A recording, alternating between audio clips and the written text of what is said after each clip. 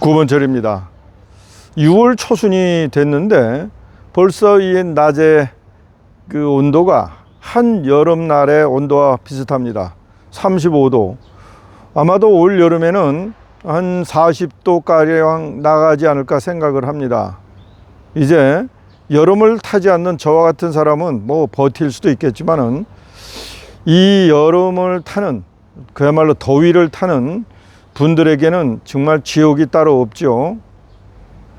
제가 미국에서 이제 플로리다에서 4년 정도 있었는데 거기는 거의 찜질방 수준입니다. 그래서 이틀에 한 번씩 매일 비가 오죠. 그리고 어딜 들어가나 시원합니다. 그러니까 건들 수 있는 거죠. 또한 그래서 이제 공기가 깨끗하고요. 그런데 이제 올 여름 되면은 많은 가정에서 또는 기업에서, 회사 내에서 에어컨을 팡팡 틀 수밖에 없습니다. 여러분, 지금 한국전력이 빚이 200조가 넘는다는 거 아시죠? 말하자면 5천만 국민으로 나누면 1인당 400만 원의 빚을 한국전력이 지고 있다는 이야기나 마찬가지입니다. 4인 가정 기준으로 1,600만 원의 빚을 지고 있는 것이죠. 한국전력이 빚을 갚을 수 있는 방법은 어떻게 될까요? 그렇습니다. 전기를 쓰면 쓸수록 한국전력의 빚은 늘어납니다. 다시 말해서 전기를 덜 쓸수록 빚은 줄어든다는 이런 아이러니가 있습니다. 왜 그럴까요? 여러분이나 우리 기업들이 사용하는 전기의 차등이 있습니다. 기업은 대략 사용료가 130원, 가정은 160원 정도 됩니다. 그러니까 이렇게 싼 전기 때문에 대한민국으로 세계적인 데이터 센터가 몰려오는 것이죠. 그렇습니다. 이 시대는 데이터 시대입니다. 데이터를 가지고 활용할 범위가 무궁무진하죠. 그게 데이터 센터가 여기에 있다면 굳이 케이블이나 또는 다른 네트워크를 깔 필요도 없이 싼 가격으로 그 데이터를 이용할 수 있을 겁니다. 그런데 대한민국이 말이죠, 이렇게 전기가 참 저렴하고 질이 좋은 나라임에도 불구하고 이 환경주의자들이 자신들의 주머니를 채우기 위하여 원자력의 위험성을 과장 포장하고 있습니다.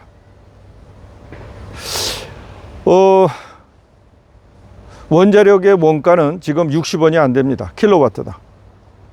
가스 발전은 220원이 됩니다. 또 태양광이다, 풍력이다 이런 것들은 250원에서 270원 정도 됩니다. 시간이 흐르면은 그 태양광이나 풍력의 가격이 낮아진다고 하는데 낮아질 수 있습니다. 그러나 지금처럼 130원이다 160원까지 낮아지려면 아마도 엄청난 선투자가 있어야 할 것입니다.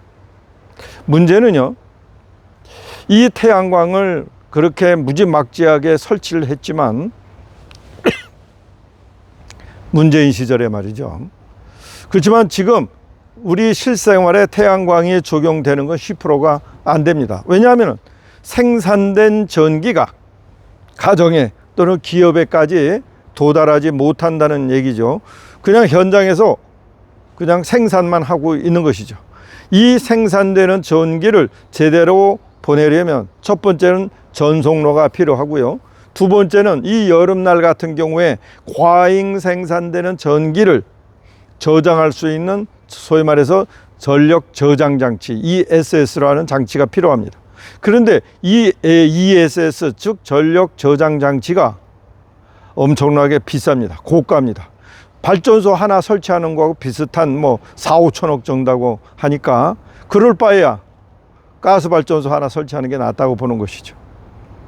가스 발전소는 두 가지 문제점이 있습니다. 첫째, 역시 중동이다 또는 러시아다 또는 미국에서 우리가 이 수천 킬로를 건너서 그야말로 우리의 안전보장 수단이 적용되지 않는 그런 해로를 통해서 우리가 지금처럼 도입해야 하고요. 또 하나는 아무리 가스 발전소가 정말 지금까지 기술이 발전했다 하더라도 완벽한 그 배출 관리가 어렵죠. 돈이 많이 드는 거죠. 다시 말해서 그 가스 발전소에서 나오는 초미세먼지 원인이 되는 각종 유해 물질을 관리하려면 또 엄청난 돈이 필요하다는 얘기입니다. 모든 게 돈입니다. 여러분들이 이 대한민국에 정말로 원자력을 위험하다고 생각하는 여러분들은요, 어디에 사시면 되는가 하면은 인천, 서울, 수도권에 사시면 되는 거예요. 이분들은 이 대한민국에 있는 원자력 발전소가 어떻게 잘못되든 간에 여러분들은 아무 상관이 없어요. 대신에 여러분들은 말이죠, 태양광 전기요금, 가스발전소 전기요금을 내셔야 하는 것입니다. 이게 정당한 거죠. 여러분, 그러시면 에어컨 틀 수 있겠습니까? 수도권 2,500만 대한민국 인구의 절반이 사는데 여러분들은 전기료 200원씩 내고 사실 수 있습니까? 원자력 발전소에 아무리 사고가 나고 위험이 발생한다 하더라도 이 수도권에 계시는 여러분들은 아무 영향이 없습니다. 따라서 오히려 수도권에 계시는 분들이 원자력 발전소를 더 선호해야 하고 지지해 주셔야 합니다. 지금 이 대한민국은요, 제대로 된 정보가 유통되고 있지 않습니다. 그저 진영으로 나누어져 가지고 그 진영의 대표가 말하는 것으로 그냥 소위 말해서 물개박수 치고 있는 게 이 대한민국의 수준입니다. 과거 독일이 말이죠, 2차 대전을 일으키고 600만 700만의 유대인들을 학살할 때 그때 모습하고 비슷합니다. 그냥 물개박수 치는 것이죠. 독일 국민들이 무식해서일까요? 아니요. 1945년도 2차 대전이 끝난 후에 20년 흐르지 않아서 독일은요, 세계 최강의 제조업 강국이 됐고 이 대한민국에게도 돈을 빌려 주었습니다. 물론 간호사들의 임금을 담보로 말이죠. 이렇게 국민들이 진영에 빠져서 그저 좌파 진영이면 좌파에서 생각하는 모든 것을 지지하고 우파 진영이면 좌파가 말하는 것 전부 반대하고, 역시 그 반대는 마찬가지로. 그런데 대한민국에서 말이죠, 이 원자력을 반대하는 국민들은 한 40%, 30%밖에 되지 않습니다. 그렇지만 이 진영 논리에 빠져가지고 민주당 이 좌파 계열은 또 원자력을 반대합니다.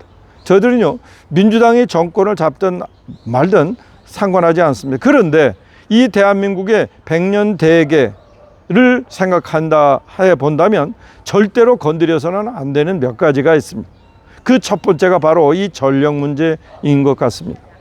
두 번째가 안보 문제이죠. 근데 사실상 안보 문제를 따져보면 말이죠, 과연 민주당 정권이 들어서도 반미로 흐를까? 그거는 조금 우리가 상상할 수 없습니다. 설령 이재명 당대표가 대통령이 되더라도 반미주의로 흐를까? 저가 상상할 수 없는 문제입니다. 왜냐하면 잘못하면 그는 끌려 내려와서 사지가 찢기는 형벌을 받을 수 있는 그런 위험성이 있기 때문이죠. 대한민국 5천만 명의 생명을 담보로 장난칠 수는 없는 일입니다. 김대중 대통령이 그랬고 노무현 대통령이 그랬고 또 심지어는 문재인 대통령조차도 미국의 바운더리를 벗어나지 못했습니다. 우리가 이재명 당대표를 반대하는 것은 그의 생각입니다. 그의 생각. 지금까지 그는 합리적인 생각을 보여주지 못했습니다. 그저 생각한다는 것이 돈 나눠주는 거, 배급하는 거, 이런 일들을 그는 생각해 왔습니다. 또 하나, 그 주변에 탈원전주의자들을 감싸고 있습니다. 그를 감싸고 있습니다. 다행히 이번에 지난번에 후쿠시마 사고로 오염수 유출로 방류로 대한민국의 수산업이 망할 것 같이 호들갑을 떨게 만들었던 양이원영과 같은 자를 이번 공천에서 완전히 배제시켰습니다. 개망신 당했잖아요. 그런 사람들의 말을 듣고 이 사실을, 엄연한 현실을 이재명 당대표가 깨닫는지 그거는 모르겠으나 어쨌든 대한민국의 원자력을 가져야 된다고 생각하는, 말하는 그런 사람들은요, 좌우 진영을 떠나서 이 대한민국의 발전의 근원이 되는 것이 무엇인지 그걸 생각하기 때문입니다. 또 하나 말이죠. 물론 그럴 수 있습니다. 오늘 아침에도 조선일보 보니까 AI 전문가가 미국에는 4, 5억을 준다고 합니다. 당연하죠. 전문가는 전문가답게 대우하는 나라가 미국 아니겠습니까? 그러다 보니까 대한민국의 우수한 인력들이 중국으로, 미국으로 또 외국으로 나가려 합니다. 심지어는 의사들조차도 외국으로 나갈 수밖에 없는 환경을 만들고 있습니다. 소위 말해서 인재를 유출하는 정책으로 일관하고 있는 것이죠.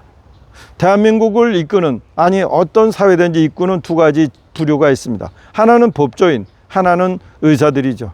이과 중에서 최고의 인재들이 가는 것이 의대고, 또 문과에서 최고의 인재들이 가는 게 법대 아닙니까? 이 두 진영이 서로 대화로 해결할 수 있는 이 대한민국 의료체계의 개혁, 이것을 지금처럼 서로 권력을 가지고 싸우고 있습니다.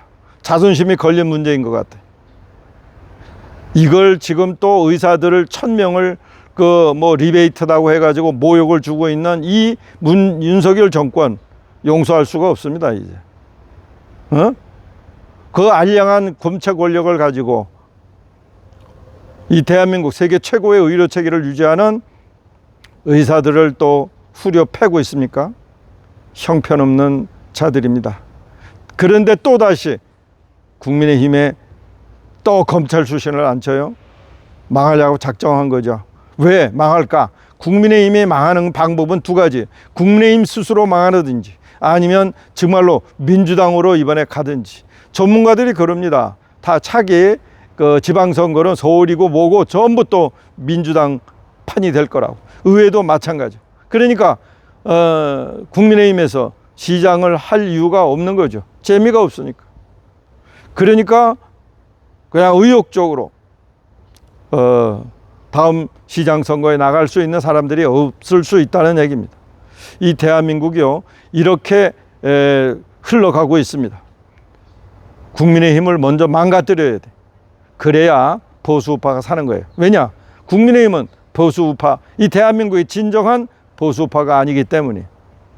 어디 할 사람이 없어서 한동훈 같은 사람을 해요? 제정신들이 아니에요, 지금. 이 나라가 아무리 어렵다 하더라도 인재들을 그래도 존경은 아니더라도 인정은 해야 되지 않겠습니까? 대한민국의 인재들 중에 인재들이 의사들 아닙니까? 그걸 의사들이 조금 돈을 좀 받는다고 그 앞에 가서는 목숨을 다 구걸하는 그런 처지에 있으면서 그 의사들이 좀 받아가는, 망해가는 의사들도 많아요. 사업하다가 그 의사들이 받아가는 그 월급이나 그 수입이 그렇게 배가 아파가지고.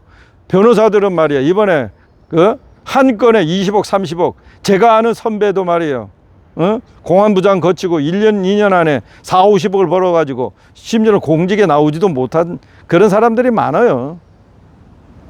대한민국은 말이에요, 제일 먼저 없애야 될 게 뭐야? 전관예우예요. 전관예우. 전관예우가 사법체계를 흔들어 버리고 있는 거예요. 의사들 숫자 늘리는 게 아니라고. 오늘은 여기까지 하겠습니다. 감사합니다.